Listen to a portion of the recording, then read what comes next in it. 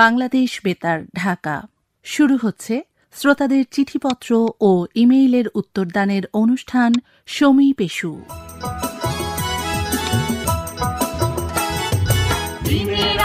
সকাল সাজে হাতের কাছে বেতার আছে, সুরের খেলা কথার মেলা টেপে দিলেই ভেসে আসে। শুনছি কারা আমরা যারা বেতার শুনেই আত্মহারা, প্রবীণ শ্রোতা খুদে শ্রোতা আবার কারা। লাখো শহীদের রক্তে মিশে আছে প্রিয় মাতৃভূমি বাংলাদেশের স্বাধীনতার ইতিহাস, বিজয়ের আনন্দ। 1971 সালের 16 ডিসেম্বর 9 মাস রক্তক্ষয়ী যুদ্ধের পর বাংলার শোষিত মানুষ পেয়েছিল বিজয়ের আনন্দ, নিজের ভূখণ্ড। মহান মুক্তিযুদ্ধের সকল শহীদের প্রতি বিনম্র শ্রদ্ধা জানিয়ে শুরু করছি আমাদের আজকের সমী পেশু অনুষ্ঠান।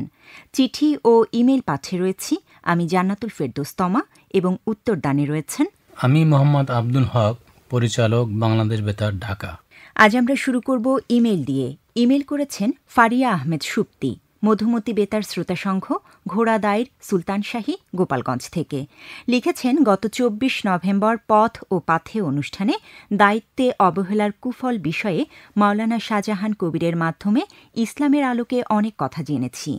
ইসলাম নিষ্ঠা, আন্তরিকতা, দক্ষতা ও যোগ্যতা প্রয়োগ করে কাজের মান নিশ্চিত করতে নির্দেশনা দিয়েছে।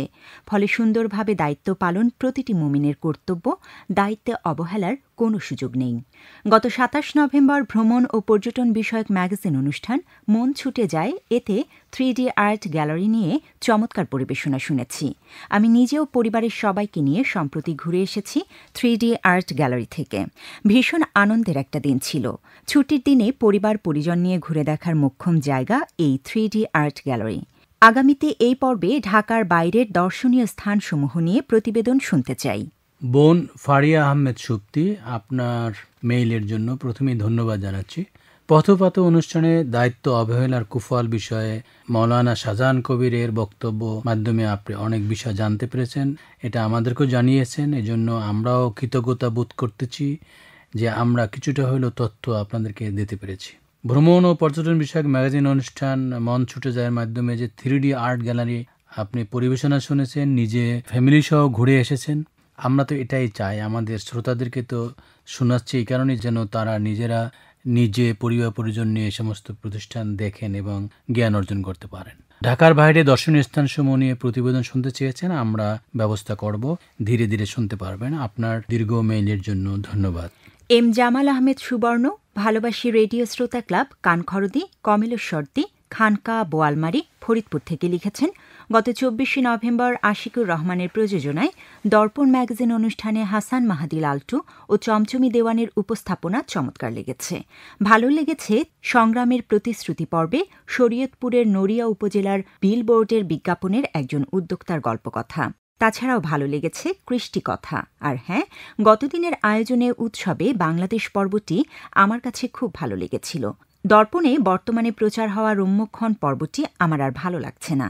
সম্ভব হলে রম্যক্ষণ পর্বে নতুন নতুন কৌতুক যুক্ত করার অনুরোধ রইল, আর তা না হলে এ পর্বটি বন্ধ করে দেয়া যায় কিনা বিবেচনায় আনার অনুরোধ রইল।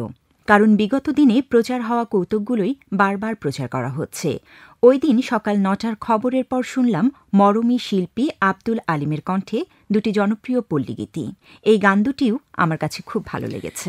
ভাই এম জামাল আহমেদ সুবর্ণ, মরমী শিল্পী আব্দুল আলিমের কণ্ঠে পল্লীগীতি ভালো লেগেছে, এটা আমাদেরও ভালো লাগার কথা এবং আমরা তাই বুঝে থাকি। বিলবোর্ডের বিজ্ঞাপনের একজন উদ্যোক্তার কথা যে পর্ব আপনি শুনেছেন, আমি নিজেও শ্রোতা হিসেবে শুনেছি, আমার কাছেও ভালো লেগেছে। আমাদের সমাজে বেকার যুবক যারা আছেন তাদের জন্য এটা উৎসব্যঞ্জক, যে যারা নিজ দায়িত্বে বিভিন্ন প্রতিষ্ঠান গড়ে তোলেন এবং উদ্যোক্তা হিসাবে নিজেরা নিজেদেরকে তৈরি করতে পারেন। আমরা তো সেই উদ্যোক্তা তৈরির কাজই করে থাকতেছি। রম্যক্ষণ পর্বের ব্যাপারে যে কথাটি বলেছেন, এই ব্যাপারে এর আগেও মতামত এসেছে এবং আমাদের কর্মকর্তাদের মাঝেও এ নিয়ে আলোচনা হয়েছে। সিদ্ধান্ত অনুযায়ী আমরা এ মাসে 2টি পর্ব মাত্র প্রচার করব এবং আগামী মাস থেকে এ পর্বটি আপাতত বন্ধ থাকছে। আপনার মতামতের জন্য ধন্যবাদ। আবুল কাশেম, বলিয়ারপুর, সাভার, ঢাকা থেকে লিখেছেন, আইনের কথা কবে প্রচার হয়? গত 20 নভেম্বর মন ছুটে যায় ও চলমান মাইক্রোফোন, এ দুটি অনুষ্ঠান এবং 23 নভেম্বর বৈষম্যহীন বাংলাদেশ ভালো লেগেছে। চলমান মাইক্রোফোনে চিকিৎসকের সাক্ষাৎকার থাকলে ভালো হতো। আমার জানা মতে হাবিবুর রহমান জালালের সাক্ষাৎকার আপনাদের সংগ্রহে রয়েছে। আমি 2017-18 সালের দিকে শুনেছিলাম। ভাই আবুল কাশেম, আপনার অবগতির জন্য জানাচ্ছি যে 23 নভেম্বর আমাদের যে অনুষ্ঠানটি প্রচারিত হয়েছিল, অনুষ্ঠানটির নাম বৈষম্যহীন বাংলাদেশ নয়, এটা ছিল বৈষম্যহীন বাংলাদেশের পথে। তারপর আপনি শুনেছেন, মতামত জানিয়েছেন, এই জন্য আপনাকে ধন্যবাদ জানাচ্ছি। আইনের কথা অনুষ্ঠানটি প্রচার হয় প্রতি মাসের দ্বিতীয় বুধবার বেলা 2:20। চলমান মাইক্রোফোন অনুষ্ঠানটিতে সমসাময়িক যে কোনো বিষয়ে জনমত প্রচার করা হয়। সম্প্রতি ডেঙ্গু বিষয়ে যে পর্বটি প্রচারিত হয়েছে সেখানে ছিল রোগীদেরকে সচেতন করার জন্য, তাই এই পর্বে কোনো ডাক্তার ছিল না। আশা করি বুঝতে পেরেছেন। হাবিবুর রহমান জালালের সাক্ষাৎকারের বিষয়ে যে কথা বলেছেন, এর আগে পর্ব আমরা উত্তর দিয়েছি। আপনি যদিও 2017-18 সালে শুনেছেন, কিন্তু আমাদের সংগ্রহে আপাতত নেই। আপনার মেইলের জন্য আবারও ধন্যবাদ। রেহানা শেখ, হীরামন শেখ, রানাবন্ধ, চাপড়া, নদিয়া, পশ্চিমবঙ্গ থেকে লিখেছেন, গত 20 নভেম্বর বাংলাদেশ বেতার ঢাকা কেন্দ্র থেকে প্রচারিত নাটক মাস্টার দ্য সূর্য সেন শুনেছি। নাটকটি তথ্যবহুল ছিল। এরপরে শুক্রবার দুপুরে প্রচারিত নাটক নবাব সিরাজউদ্দৌলা থেকে অনেক ঐতিহাসিক তথ্য সম্পর্কে জানতে পেরেছি। বাংলাদেশ বেতার ঢাকা কেন্দ্রকে অনেক অনেক ধন্যবাদ এত সুন্দর সুন্দর নাটক উপহার দেবার জন্য। আমরা আপনার ধন্যবাদ গ্রহণ করলাম এবং ভবিষ্যতে আরও সুন্দর সুন্দর নাটক উপহার দেওয়ার চেষ্টা করব।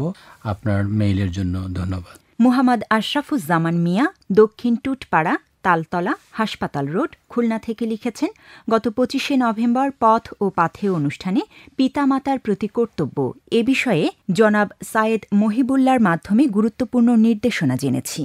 পৃথিবীতে পিতামাতার মতো আপনজন আর কেউ নেই। তারা আমাদের জন্য মহান আল্লাহ তাআলার পক্ষ থেকে বিশেষ রহমত। তাদের সঙ্গে দুর্ব্যবহার করে কোনো সন্তান কখনো সফলতার পথে এগিয়ে যেতে পারেনি। আগামীতে এই পর্বে শ্বশুর শাশুড়ির মর্যাদা ও অধিকার বিষয়ে ইসলামের আলোকে জানতে চাই। এছাড়া গত 24 নভেম্বর বেতার ম্যাগাজিন উত্তরণের বিশ্ববিচিত্রা পর্বে আতশবাজির প্রচলন বিষয়ে অজানা অনেক তথ্য জেনেছি। চমকপ্রদ তথ্য জানানোর জন্য ধন্যবাদ। স্মৃতি অমলিন, এই পর্বে মাটি ও মানুষের শিল্পী এবং প্রখ্যাত বংশীবাদক বারী সিদ্দিকীর প্রয়াণ দিবস উপলক্ষে শিল্পীর জীবন কর্মের অনেক অজানা কথা জেনেছি। বাংলা লোকগানের জনপ্রিয় শিল্পী বারী সিদ্দিকীর প্রতি রইল আমাদের আন্তরিক শ্রদ্ধাঞ্জলি। শিল্প কথা পর্বে বিশ্ব সভ্যতার পুরাতন নগরীর সিরিয়ার আলেপ্পো নিয়ে ঐতিহাসিক বর্ণনা শুনেছি। আমাদের প্রত্যাশা ঐতিহাসিক নগরটি খুব শীঘ্রই যুদ্ধের ভয়াবহতা থেকে রক্ষা পাবে। নন্দিতজন পর্বে গায়িকা বেবি নাজনীনের সাক্ষাৎকার শুনতে চাই।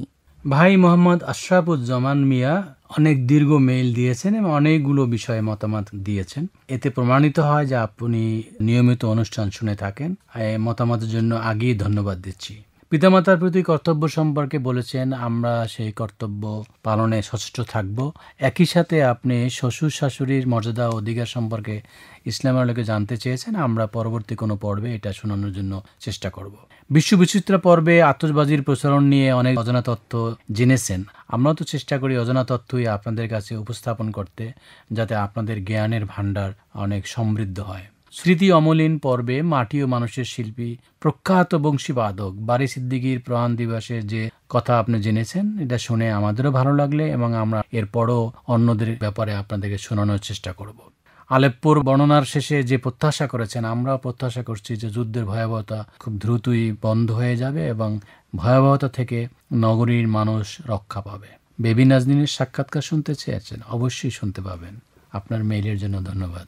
মুহাম্মদ সানোয়ার হোসেন, কৃষক কৃষাণী বেতার শ্রোতা ক্লাব, পাঁচুরিয়া, উত্তরপাড়া, বেড়া, পাবনা থেকে লিখেছেন, সমীপেশু, তোমাকে প্রতি সপ্তাহে রাতে না শুনলে আমার শান্তির ঘুম হয় না। সমীপেশু, তুমি তো আমার রক্তের সাথে মিশে আছো।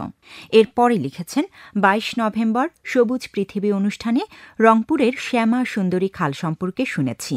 আমার ভালো লেগেছে। এত সুন্দর অনুষ্ঠান উপহার দেওয়ার জন্য বাংলাদেশ বেতার ঢাকা কেন্দ্রকে অনেক ধন্যবাদ। আমি বিশ্ব বেতার দিবসে আসতে চাই। ভাই মোহাম্মদ সানোয়ার হোসেন, সমীপেশু অনুষ্ঠান না শুনলে আপনার ঘুম হয় না, এটা শুনে তো আমাদের আনন্দ লাগছে যে আমরা নিবিষ্ট শ্রোতা পাচ্ছি। নিয়মিত শুনবেন, মতামত জানাবেন। শ্যামাসুন্দরী খালের ব্যাপারে যেটা বলেছেন, আমারও এই অনুষ্ঠানটা ভালো লাগে। আর আমি বাংলাদেশ বেতার রংপুর কেন্দ্রে 3 বছর আঞ্চলিক পরিচালক ছিলাম, সেখানেও শ্রোতাদের চিঠিপত্রে উত্তর দিয়েছি এবং আগ্রহ ভরে শ্যামাসুন্দরী খালের চারিদিক ঘুরে ঘুরে দেখেছি। এই শ্যামাসুন্দরী খাল দেখে আমার কাছে মালয়েশিয়ার রাজধানী কুয়ালালামপুরের সেখানেও এরকম একটি খাল আছে, যে খালটি পুরা কুয়ালালামপুর শহরকে বেষ্টন করে আছে এবং কুয়ালালামপুর শহরের পানি নিষ্কাশনে কাজ করছে। যদিও শ্যামাসুন্দরী খাল এরকম পুরোপুরি দায়িত্ব পালন করতে ব্যর্থ হচ্ছে, কারণ এর সংস্কার কাজে অনেক গতিহীনতা আছে। তা আমরা আশা করি এই আলোচনার মাধ্যমে কর্তৃপক্ষ সেদিকে নজর দেবেন এবং রংপুর শহরকে পরিচ্ছন্ন রাখার ক্ষেত্রে শ্যামাসুন্দরী খালকে ব্যবহার করবেন। বিশ্ব বেতার দিবসে আসতে চেয়েছেন, আমরা সিদ্ধান্ত জানিয়ে দেব। যদি আসেন দেখা হবে, এই প্রত্যাশা রেখে শেষ করছি। আপনাকে আবারও ধন্যবাদ। মোহাম্মদ রাসেল শেখ শিবালয় মানিকগঞ্জ থেকে লিখেছেন, ঢাকা খ 819 কিলোহার্টজ এবং 102 মেগাহার্টজ থেকে প্রতিদিন সন্ধ্যে 7টা থেকে রাত 11টা পর্যন্ত প্রচারিত সঙ্গীত বিষয়ক অনুষ্ঠানগুলো অনেক ভালো লাগে। তবে একই গান যেন প্রতিদিন না বাজানো হয়, এ বিষয়ে দৃষ্টি রাখার অনুরোধ রাখছি। ভাই মোহাম্মদ রাসেল শেখ, আপনার দৃষ্টি আমাদের আকর্ষিত করেছে। আমরা বিষয়টি খতিয়ে দেখব যাতে একই গান বারবার না বাজে। আপনার মতামতের জন্য ধন্যবাদ। এম আলম উত্তর কাফরুল ঢাকা সেনানিবাস ঢাকা থেকে লিখেছেন, অনুরোধের আসরের গানগুলো আমার খুব ভালো লাগে, আমি নিয়মিত শুনে থাকি। দর্পণ আমার খুব প্রিয় একটি অনুষ্ঠান, এখানে নদী ও জীবন পর্ব আমার খুব প্রিয়। শ্রমকণ্ঠ এই পর্বটিও আমার ভালো লাগে। আরও ভালো লাগে পাহাড় ও প্রকৃতি পর্বটি। দেশ আমার মাটি আমার অনুষ্ঠানটি থেকে অনেক কিছু জানতে পারি, শিখতে পারি। দুর্বার উত্তরণ এই অনুষ্ঠানগুলো আমার ভালো লাগে। আমাদের যে শ্রোতা মাঝে মাঝে এসে আমাদের সাথে সরাসরি কথা বলে থাকেন, তাদের ভিতরে একজন আপনি এম আলম। আপনার এই মতামতের জন্য ধন্যবাদ। নিয়মিত অনুষ্ঠান শুনবেন এবং মতামত জানাবেন। আবারও ধন্যবাদ। মোহাম্মদ সোহেল রানা সোনালী বেতার শ্রোতা ক্লাব মুন্সিপাড়া দেবীগঞ্জ পঞ্চগড় থেকে লিখেছেন, বাংলাদেশ বেতারের সকল অনুষ্ঠান আমার ভীষণ ভালো লাগে, তাই তো লিখে থাকি, নিয়মিত চিঠি এবং ইমেল করে থাকি। বাংলাদেশ বেতার ঢাকা কেন্দ্র থেকে শিশু কিশোরদের নিয়ে ফোন ইন অনুষ্ঠানগুলো কেন বন্ধ রয়েছে এবং সমীপেশু অনুষ্ঠানটি ইউটিউবে আপলোড দেওয়ার জন্য অনুরোধ জানাচ্ছি। সেই সাথে নাটকগুলো আমার কাছে খুব ভালো লাগছে। জনপ্রিয় অনুষ্ঠান উত্তরণ অনুষ্ঠানটিতে আর কি কুইজ পর্ব চালু হবে না, এ বিষয়ে কর্তৃপক্ষের দৃষ্টি আকর্ষণ করছি। ভাই মোহাম্মদ সোহেল রানা, শিশু কিশোরদের অনেক অনুষ্ঠানই বন্ধ আছে, তবে কিছু কিছু অনুষ্ঠান তো এখনও চালু আছে। আমাদের কলধ্বনি শুক্রবারের সকালের প্রোগ্রাম, আর এছাড়া ইউনিসেফ থেকে আমাদের এসবিসি প্রোগ্রাম চালু আছে। মনে হয় সেই অনুষ্ঠানগুলো আপনারা শুনে থাকতে পারেন। তারপরেও আপনার চাহিদা অনুসারে আরও অনুষ্ঠান বাড়ানো যায় কিনা সেটা আমরা বিবেচনা করব। সমীপেশু অনুষ্ঠানটি ইউটিউবে আপলোড করা হচ্ছে, শোনার চেষ্টা করেন, আশা করি আপনি শুনতে পারবেন। মোহাম্মদ আলমাস আলী সূর্য তরুণ বেতার শ্রোতা সংঘ গাবগাছি চন্দনগাতি বেলকুচি সিরাজগঞ্জ থেকে লিখেছেন, আমি বাংলাদেশ বেতার ঢাকা কেন্দ্রের একজন নিয়মিত শ্রোতা। নিয়মিত অনুষ্ঠান শোনা হলেও সময়ের অভাবে লেখা হয়ে ওঠে না, তবে এখন থেকে নিয়মিত লেখার চেষ্টা করব। বর্তমানে বাংলাদেশ বেতার ঢাকা কেন্দ্র থেকে বেশ কিছু ফোন ইন অনুষ্ঠান প্রচার হচ্ছে, যেমন হাত বাড়ালেই বন্ধু, ক্যারিয়ার লাইন, ইসলাম ও জীবন, আইনের কথা ও আপনার স্বাস্থ্য। অনুষ্ঠান শুনে আমরা অনেক উপকৃত হচ্ছি। বিশেষ করে তরুণ সমাজ গঠনে অনুষ্ঠান শুনে বেশ উপকৃত হচ্ছি। গত 22 নভেম্বর বেলা 3:05 প্রচারিত নাটক এই নগরী এই অরণ্য আমার অসাধারণ লেগেছে। ঢাকা কেন্দ্র থেকে এত সুন্দর সুন্দর অনুষ্ঠান প্রচার চলমান থাকুক, এই প্রত্যাশাই থাকবে। আমার আরও একটি চাওয়া, আর তা হল শ্রোতাদের জন্য বেশি বেশি কুইজ অনুষ্ঠান যেন চালু করা হয়। ভাই মোহাম্মদ আলমাস আলী, আমরা স্বাস্থ্য বিষয়ক যে ফোন ইন অনুষ্ঠান প্রচার করি, এটার নাম আপনার স্বাস্থ্য নয়, এটা হলো রোগ জিজ্ঞাসা। আপনার স্বাস্থ্য হলো স্বাস্থ্য বিষয়ক ম্যাগাজিন অনুষ্ঠান, যেটা অন্য সময় প্রচারিত হয়ে থাকে। 22 নভেম্বরে 3:05 প্রচারিত নাটক এই নগরী এই অরণ্য আপনার অসাধারণ ভালো লেগেছে, জেনে আমাদেরও ভালো লাগতেছে। আমরা নিয়মিত আপনাদের সুন্দর সুন্দর নাটক উপহার দেওয়ার চেষ্টা করব। আর হ্যাঁ, 2:20 থেকে 3টা পর্যন্ত আমাদের এই সময়টি আসলে ফোন ইন অনুষ্ঠানের জন্য রেখেছি এবং সেখানে বিভিন্ন বিষয় সংযোজন করেছি। সবচেয়ে লেটেস্ট বা সর্বশেষ সংযোজন হচ্ছে কেরিয়ার লাইন। আমরা বেকার যুবক যুবতী থেকে শুরু করে যারা তার জীবনে কর্মরত আছেন কিন্তু কেরিয়ার আরও উন্নয়ন করতে চাচ্ছেন, তারা সবাই এই অনুষ্ঠান শুনে উপকৃত হবেন। আপনারা নিয়মিত শুনবেন সেই আহ্বান জানিয়ে আপনাকে ধন্যবাদ জানাচ্ছি। মুহাম্মদ আসমাউল হুসনা বালিয়াঘাটা রাজশাহী থেকে লিখেছেন, গত ২৭ নভেম্বর ওয়াদা রক্ষা এ বিষয়ে অনেক তথ্য জেনেছি। ওয়াদা রক্ষা করা সৎলোকের অনুপম বৈশিষ্ট্য। ওয়াদা রক্ষায় ব্যর্থ হলে পরিবার, সমাজ ও রাষ্ট্রে অনেক বিপর্যয় দেখা দেয়। ওয়াদা রক্ষায় অলসতা করা মোটেই উচিত নয়। সকল প্রকার ওয়াদা রক্ষায় ইস্পাত কঠিন সংকল্প নিয়ে এগিয়ে আসা আমাদের সকলের উচিত। ভাই মোহাম্মদ আসমাউল হুসনা, আপনার বক্তব্যর সাথে আমিও একমত পোষণ করছি এবং আপনার মেইলের পরিপূর্ণ অংশ পড়ে আমরা অন্যান্য শ্রোতাদেরকেও জিনিসটা জানিয়ে দিলাম। আসলে ইসলাম একটি সামাজিক ধর্ম, যে ধর্ম ব্যক্তির বাহিরেও সমাজ এবং রাষ্ট্রে অনেক প্রভাব রাখে এবং আপনার কথায় সেটা বোঝা যাচ্ছে এবং আশা করি আপনার নিয়মিত শুনে এই বিষয়গুলো উপলব্ধি করবেন। আপনার মেইলের জন্য ধন্যবাদ। নার্গিস আক্তার আপন বেতার শ্রোতা সংঘ, জিয়নপুর, চরিডাঙ্গা, দৌলতপুর, মানিকগঞ্জ থেকে লিখেছেন, শুরুতে আমার সালাম নিবেন। আশা করি ভালো আছেন। আমি অনেক বেশি আনন্দিত। বেতারের সাথে যুক্ত আছি অনেক বছর। বিভিন্ন অনুষ্ঠানে লিখে থাকি। বেতার বাংলা পত্রিকার কার্তিক অগ্রহায়ণ সংখ্যায় আমার লেখা একটি কবিতা বৈষম্যহীন দেশ এই শিরোনামে প্রকাশিত হয়েছে। এজন্য অনেক ধন্যবাদ জানাই বেতার বাংলা পত্রিকার সম্পাদক মহোদয়কে। আমার একটি প্রস্তাব, আর তা হল বেতার বাংলা পত্রিকায় যাদের লেখা ছাপানো হয় তাদের ঠিকানায় একটি করে সৌজন্য কপি যেন পাঠানো হয়। আশা করি আমার প্রস্তাবটি আপনার মাধ্যমে সংশ্লিষ্ট কর্তৃপক্ষের কাছে পৌঁছে যাবে এবং এ সংখ্যা থেকেই যেন তা কার্যকর হয়। বোন নার্গিস আক্তার, আমরা আপনার ধন্যবাদ বেতার বাংলা কর্তৃপক্ষকে পৌঁছে দেব এবং আপনার কাছে কপি যাতে পৌঁছে সেটাও আমরা জানিয়ে দেব। একই সাথে আমরা আপনাকে আহ্বান জানাবো, একটি পত্রিকায়, জাতীয় পত্রিকায় এত সুন্দর একটি কবিতা প্রকাশিত হয়েছে, এজন্য আপনার আশেপাশে যে শ্রোতা আছে তাদের নিয়ে একটি ছোট্ট অনুষ্ঠান করে উদযাপন করবেন। আপনার মেইলের জন্য ধন্যবাদ। এবারে আপনাদের পাঠানো চিঠি থেকে পড়ছি। চিঠি পাঠিয়েছেন শিকদার ইসহাক আলী, প্রগতি বেতার শ্রোতা সংঘ, আড়াইসিধা, আশুগঞ্জ, ব্রাহ্মণবাড়িয়া থেকে লিখেছেন, গত ১৫ নভেম্বর সকালে ঢাকা কেন্দ্র থেকে প্রচারিত সবুজ পৃথিবী এবং ছোটদের অনুষ্ঠান কলকাকুলি আমার খুব ভালো লেগেছে। দুটি অনুষ্ঠানে গান থাকায় আয়োজন বেশি ভালো লেগেছে। এভাবেই যেন আসর দুটির বিন্যাস ও প্রচার অব্যাহত থাকে। আমার লেখা গানগুলো এখনও প্রচার হচ্ছে না কেন? ভাই শিকদার ইসহাক আলী, এই অনুষ্ঠানের মাধ্যমে দুটো হাম নাদ দেওয়ার কথা বলেছিলাম, আপনি সেই মতো হাম নাদ পাঠিয়েছিলেন। আপনার এই গান দুটো নিয়ে সঙ্গীত বিভাগ কাজ করছে, আশা করি অচিরেই শুনতে পাবেন। আপনার পত্রের জন্য ধন্যবাদ। মুহাম্মদ মুনসুর আলী, সমাধান ভবন, কেশবপুর, যশোর থেকে লিখেছেন, বেতার বাংলা পাওয়ার জন্য এখন কত টাকা জমা দিতে হয় জানাবেন। এতে লেখা পাঠানোর নিয়ম কি এবং কি জাতীয় লেখা পাঠাতে হয়, সেই সাথে ২০২৫ সালে শ্রোতা সম্মেলন হবে কি জানতে চাই। প্রথমে আসেন, বেতার বাংলা পাওয়ার জন্য এখন ডাক মাশুল ও অনলাইন চার্জ সহ বার্ষিক ৬টি সংখ্যার গ্রাহক চাঁদা বাবদ ১৮২ টাকা জমা দিতে হয়। বেতার বাংলায় বাংলাদেশের প্রকৃতি ও সাহিত্যের বিভিন্ন অঙ্গন সম্পর্কে প্রবন্ধ, কবিতা, গল্প লিখে পাঠাতে পারেন। লেখা পাঠাবার ঠিকানা বেতার বাংলা, প্রযত্নে আঞ্চলিক পরিচালক, বেতার প্রকাশনা দপ্তর, বাংলাদেশ বেতার, আগারগাঁও, ঢাকা ১২১৭। আর ২০২৫ সালে শ্রোতা সম্মেলন হবে কি না বিষয়টি এখনও সিদ্ধান্ত হয়নি। সিদ্ধান্ত হলে আপনি জানতে পারবেন। পত্রের জন্য ধন্যবাদ।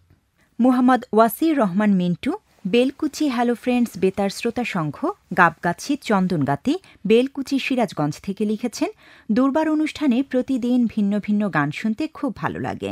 আমি জানতে চাই, জনাব সাইদ মুস্তফা কামাল, জনাব শেখ মুহাম্মদ রেফাত আলী, জনাব তনুজা মণ্ডল এখনও বেতারে আছেন কিনা, নাকি অন্য কোথাও চাকুরি করছেন? একটি অনুরোধ, বিশ্ব বেতার দিবসে যারা নিয়মিত চিঠি লিখে থাকেন এবং মতামত দিয়ে থাকেন তাদেরকে আমন্ত্রণ জানাবেন। এবং আমি চাই পুরাতন শ্রোতার পাশাপাশি নতুনরাও এ অনুষ্ঠানে অংশগ্রহণ করুক। ভাই মোহাম্মদ ওয়াসিউর রহমান মিন্টু, দুর্বার অনুষ্ঠানে ভিন্ন ভিন্ন গান শুনলে ভালো লাগে। আমরাও ভিন্ন ভিন্ন গান প্রচার করার চেষ্টা করছি। আপনি কতগুলো বিষয়ে জানতে চেয়েছেন, যেমন সাইদ মুস্তফা কামাল সম্পর্কে জানতে চেয়েছেন।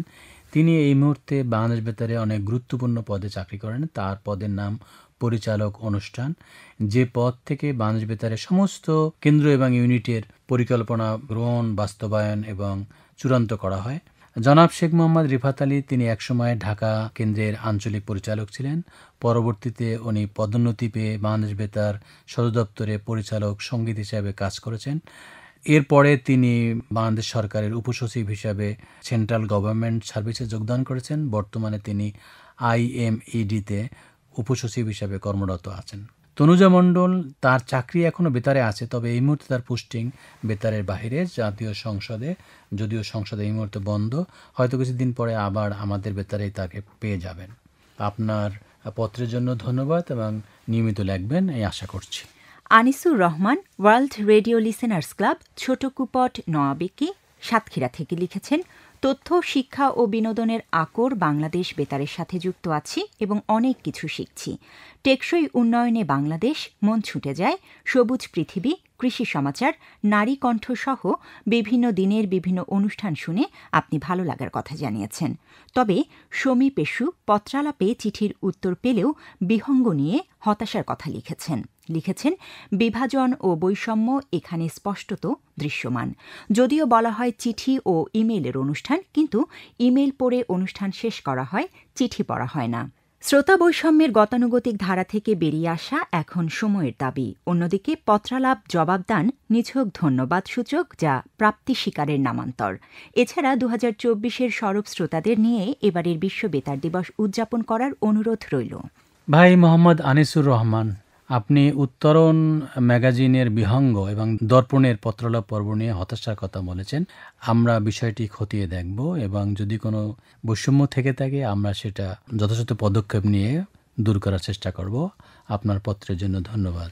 মুহাম্মদ জামাল উদ্দিন কাহারোল, দিনাজপুর থেকে লিখেছেন, আমি বাংলাদেশ বেতারের একজন প্রবীণ শ্রোতা।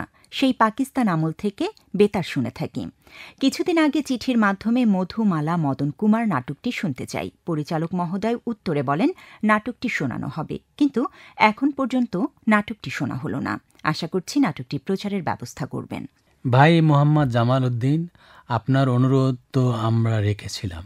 গত নভেম্বর মাসের 24 তারিখ নিশ্চিত অধিবেশনে নাটকটি প্রচার করা হয়েছিল, হয়তো কোনো কারণে আপনি শুনতে পাননি। আপনার পত্রের জন্য ধন্যবাদ। এবারে জানাবো আমাদের কাছে লিখবার ঠিকানা।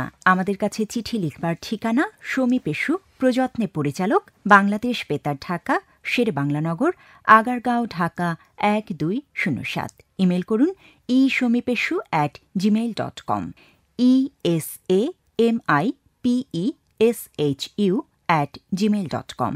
প্রিয় শ্রোতা, এখন অগ্রহায়ণ মাস।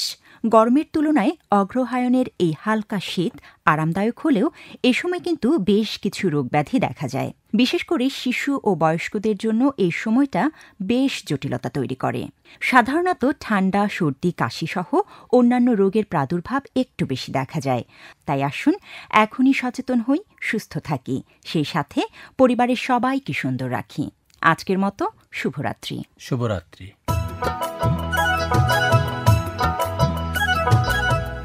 এতক্ষণ শুনলেন শ্রোতাদের চিঠিপত্র ও ইমেইলের উত্তরদানের অনুষ্ঠান সমী পেশু। শ্রোতাদের চিঠিপত্র ও ইমেইল পাঠিয়েছিলেন জান্নাতুল ফেরদৌস তমা। উত্তরদানে ছিলেন মোহাম্মদ আব্দুল হক। তত্ত্বাবধানে নাজমুস সাকিব এবং অনুষ্ঠানটি প্রযোজনা করলেন নাদিয়া ফেরদৌস।